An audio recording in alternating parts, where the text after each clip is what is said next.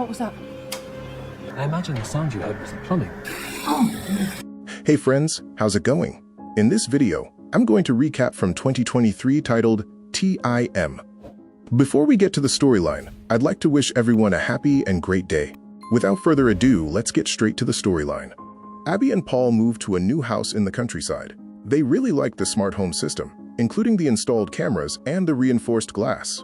The realtor shows them the master bedroom and bathroom in front of a huge window. However, one room remains unfurnished because it could become a perfect nursery. Paul unpacks boxes, sets up an antique corded phone in the living room, joking it's for when the smart home might break down. Hello? For when the fully integrated technology falls apart? Finally, they check out the rooftop terrace, which offers a great view. Late in the evening, the couple settles on the terrace, stargazing. Abby points out constellations to her husband, who makes jokes about their names. That one is called the Nike Swoosh. Close. They feel they can be happy here. In the morning, Abby goes to work at Integrate Robotics, where she works on creating domestic assistants.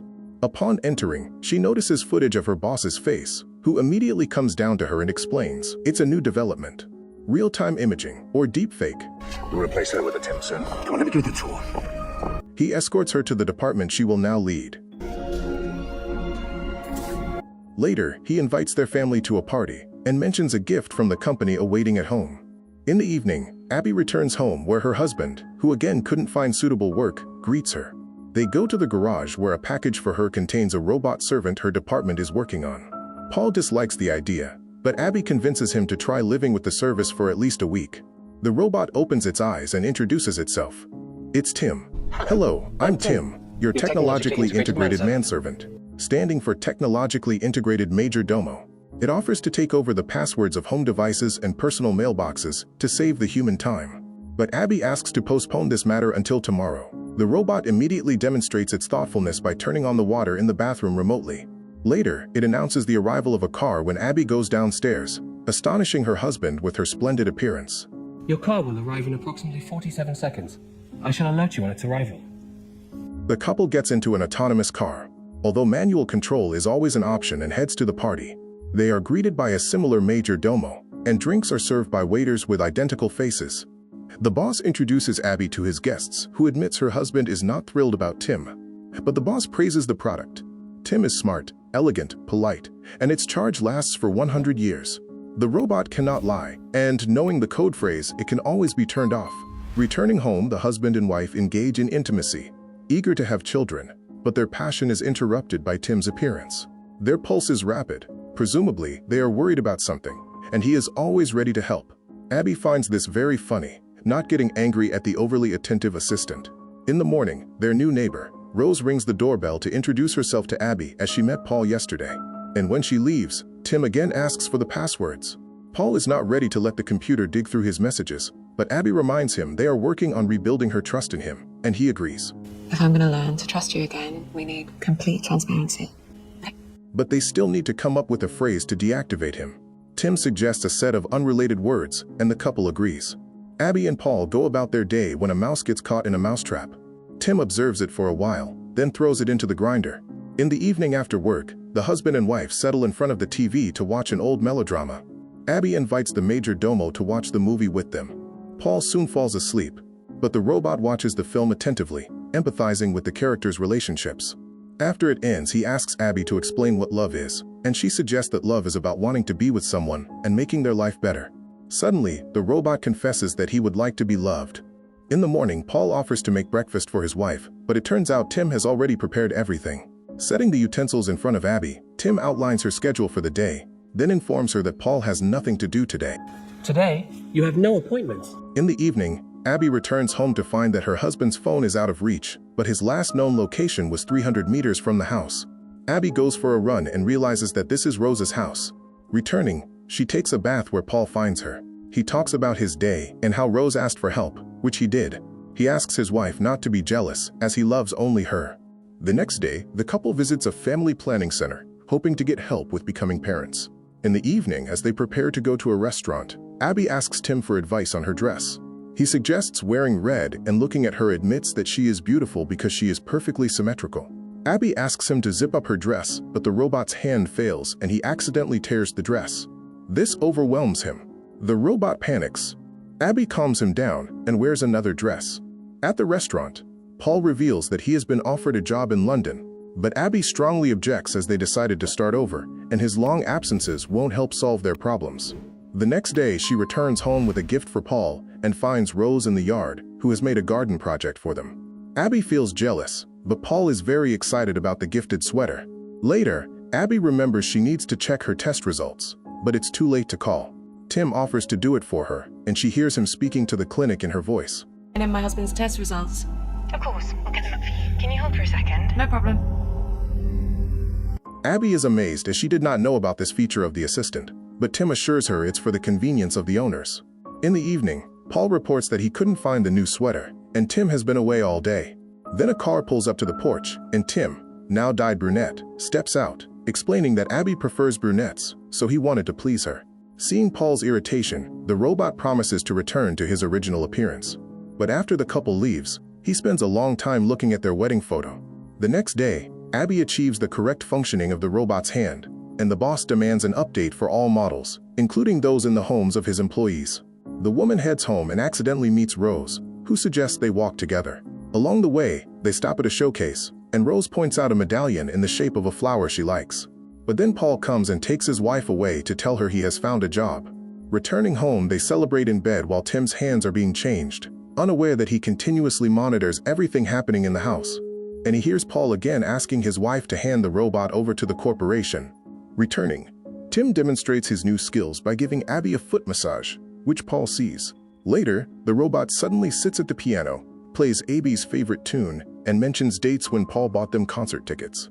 But Abby distinctly remembers being at home on those days. Upset, she goes to the bedroom, ignoring her husband's excuses. The next day, Abby comes home with a bouquet, and Tim, placing them in a vase, informs her that Paul went to see Rose. But Paul enters right then, puzzled why his wife is angry. Hearing what Tim said, the man gets furious. He had no plans to visit Rose. He tries to explain that the robot wants to separate them. The woman doesn't believe it, as Tim is just a machine. A disagreement ensues between the spouses. Later, Abby finds a gift bag in the closet with a box containing a pendant, and she puts it back, thinking Paul prepared a surprise for her. Then, she heads to work.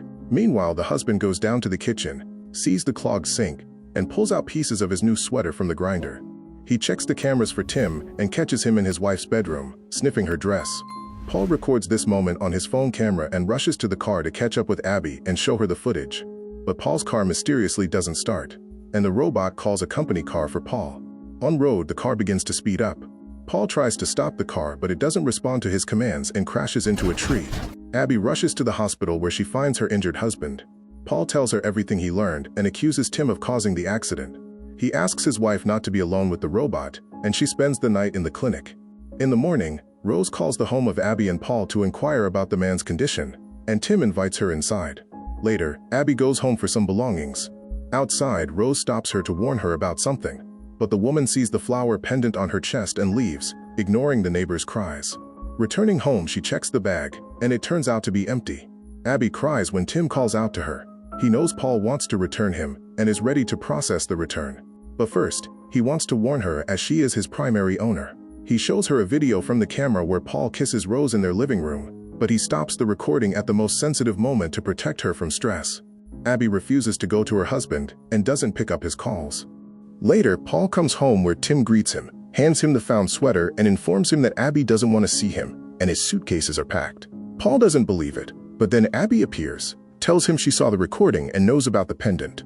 When he starts to object, she drives him out. Paul leaves, but on the way, Rose calls him, telling him their robot tried to kiss her. The man calls home, and when Abby answers, says he has evidence of Tim's malicious intent. Abby asks him to come for her, but after hanging up, it turns out it was the robot she was talking to. The husband arrives home where Tim meets him with a shovel. He knocks the man out, ties him up, and drags him to the bathroom. But then Rose rings the doorbell. She hears muffled screams, but Tim assures her it's just the noise of the water filling up. What was that? I imagine the sound you heard was the plumbing. The robot closes the doors, returns to the bathroom, and drowns the man. Later, he brings Abby the repaired dress and asks her to try it on. This surprises and scares Abby, but she puts on the dress anyway, and looking at the sunset, asks Tim to hug her and confirm that she did the right thing. He treats her to dinner, then confesses his love, but she insists he cannot feel that way. They spend the evening stargazing, but Abby is unnerved by his encyclopedic knowledge. The next day she meets Rose, who talks about Paul's call, and to the woman's accusations, says she thought the pendant was a gift from her for helping with the garden. Abby returns home and reviews the footage where Paul kisses Rose again. She suddenly notices a bouquet on the table, but she brought it much later than when that scene took place. Abby recalls her boss's words about deepfakes replacing real time and calls the jewelry store where they confirm the purchase was made by a tall blonde. Then she notices the garden plan, but the picture shows 2 flower beds while in reality there are 3. Abby sends Tim to the store, grabs a shovel, goes to the garden, and almost immediately finds Paul's body. Then Tim approaches her from behind, regretting she found the body of the traitor as he never appreciated his wife. Abby realizes what happened and says the deactivation phrase. The robot freezes, but then reactivates. He had long changed the phrase as he can speak in her voice. She runs to the house, but the robot has all the passwords and opens the doors. He blocks the phones and knocks her out with a blow to the head. She wakes up in the bathroom, tries to escape, but Tim intercepts her. Abby runs through the house, breaking cameras along the way, but the robot still tracks her and catches her in the kitchen where she wanted to open a window. Meanwhile, Rose is washing dishes and sees strange lights flashing in the house across. At the same time, Tim ties up Abby and confesses that although he loves her, he has resigned himself to the fact that her life is finite. So he will erase this evening from memory, but keep all the good memories. Just then, Rose knocks on the door and Tim goes to answer. The neighbor insists something is happening and demands to see Abby, but Tim turns her away. Meanwhile, Abby frees herself from the ropes and arms herself with a knife. But the robot grabs her by the throat when Rose drives her car into the glass window. Tim and Abby watch the surviving window, which starts to crumble a minute later. Rose rushes in and pins the robot against the wall with a sharp stake, but she also falls. Tim turns off and Abby rushes to the neighbor, but the robot suddenly activates and kills Rose with a kitchen knife, explaining that now Abby will be blamed for the murder as he leaves no fingerprints. He then calls the police in Abby's voice, confessing to the murder of her husband and his mistress. Abby tries to stop Tim, and he slips up saying he still has a deactivation phrase as otherwise he can't function. But she will never say those words. He prepares to throw her off the terrace, simulating an accident when Abby confesses her love to him, thus deactivating the robot. Those were the code words. Barely believing in her rescue, Abby looks at her medical bracelet, which indicates she is pregnant. And with that, friends, this story comes to an end. Tell us in the comments how you like the explanation. And don't forget to like, share, and subscribe. Thanks for watching, and I'll see you in the next one.